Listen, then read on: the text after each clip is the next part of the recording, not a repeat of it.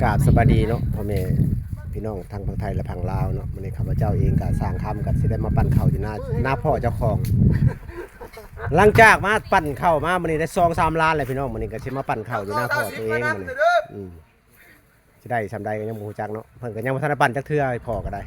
มาปั่นให้เพิ่นมื้อนี้ฮะมื้อนี้ไปติดตามรับชมกันเลยเนาะท่านผู้ชมเนาะ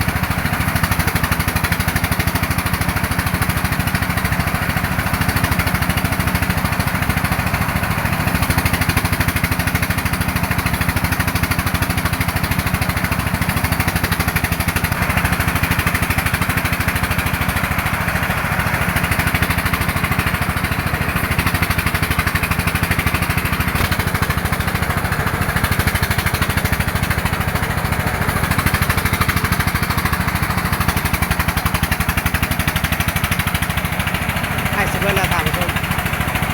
ว่าสิได้40บ่ได้ทางชมเลยถ้าก็ได้เข้าประมาณวาง10กว่าเช้าเลยนั่งรถไฟเดินครับชมมารถไฟเดินได้ประมาณ1 ชาปลายต่อนี่ที่เข้ามันบ่ค่อยจะเก่งก็ได้ทางชมเข้ามันอยากทอกใส่คนโชคดีพวกนี้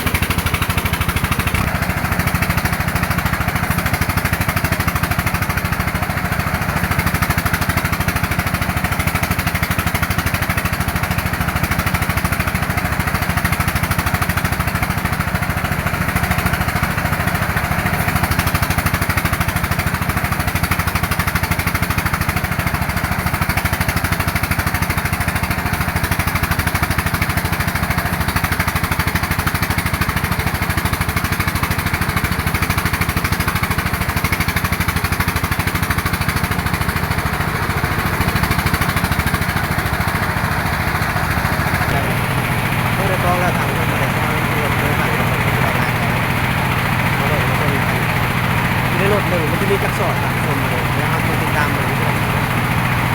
ใครเนี่ยแต่ก่อนนำบอลู5-6 สอดแต่ว่าปีนี้จะได้ทำเต่าบอลูบอลเนาะเหมือนกันเต่าปีนี้งามต้นแต่ว่ามากผมว่าสมบูรณ์ไม่ได้ทำต้นยกใส่เลยไม่เข้าเลย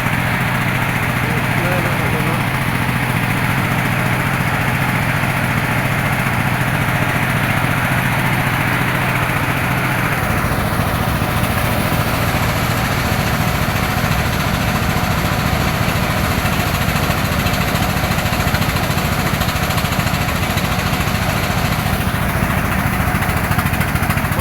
กันครับผสมเข้าในรถไม่ได้จะสอบงานกัน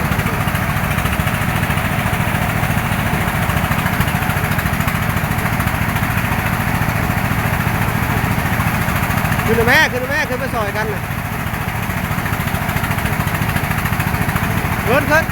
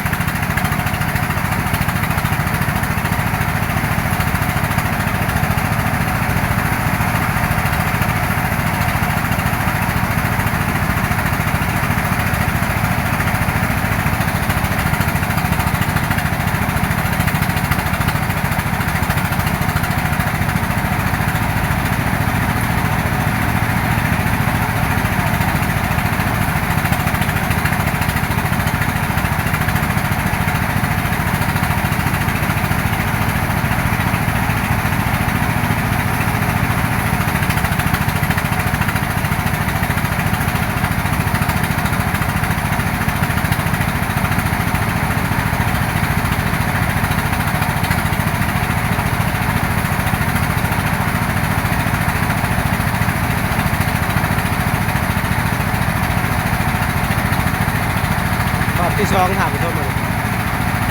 าอะไรสอบที่สองแล้ว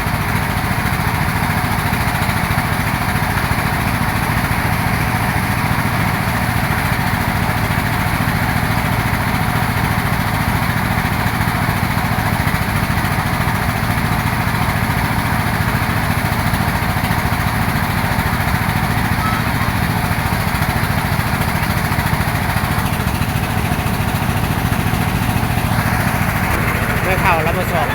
ตั้งเข้าแล้วมาสอบได้จะสอบเราแล้วมาสอบเราไม่คุยอยู่กันแล้วเลิกเมื่ออะไรเราป้าแล้วหลังจากปั้นไปแล้วก็พวกเขาก็อนามัยเนาะอนามัยลานกันมาเลยแล้วเขาจะคอยสรุปตารางเราทำครบเนาะเราจะได้จะสอบการคาดคะเนว่าเชให้ไม่ได้บางทีคิดสอบได้อะไรเข่าไปเนี่ยเขาเข่าบ้างไงนะทุกคนคือค่ายมันจะได้อะไรเดี๋ยวเรามาลงกันยาคู่มันก็มาปั่นเข่านะเนาะท่านผู้ชมมันก็มายามแม่เพิ่นอยู่บ้าน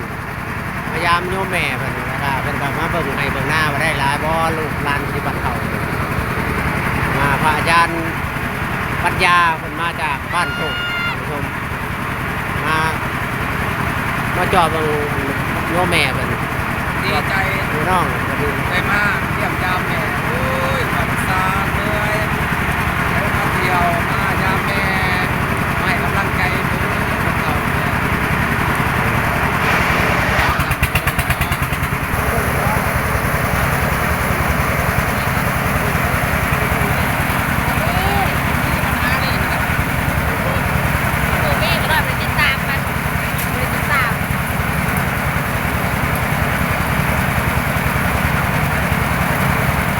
สำเร็จแล้วครับผมรออีกครับ6 นาทีคือสิสำเร็จ